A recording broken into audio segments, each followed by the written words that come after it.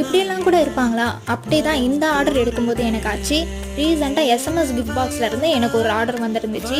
இந்த SMS gift பாக்ஸில் scented கேண்டில்ஸில் name இல்லைன்னா எதனா ஒரு மெசேஜ் ரிவீல் பண்ணுற மாதிரி கஸ்டமைஸ் பண்ணிக்கலாம்.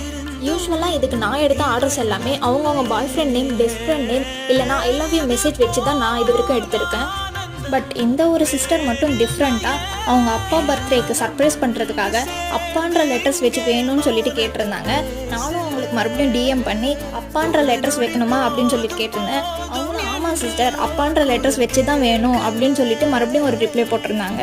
இதை கேட்டு தான் எனக்கு ரொம்பவே ஷாக்காகவும் ஹாப்பியாகவும் இருந்துச்சு. இந்த ஆர்டர் செய்யும் போதெல்லாம் அந்த சிஸ்டரை நினச்சி நான் ப்ரௌடாக ஃபீல் பண்ணிட்டு இருந்தேன்.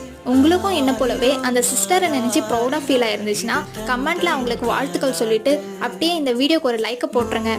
இந்த கேண்டில் அவங்க அப்பாவுக்கு ரொம்ப பிடிச்சிருந்துச்சுன்னு சொல்லிட்டு அவங்க ஃபீட்பேக்கும் சொல்லியிருந்தாங்க.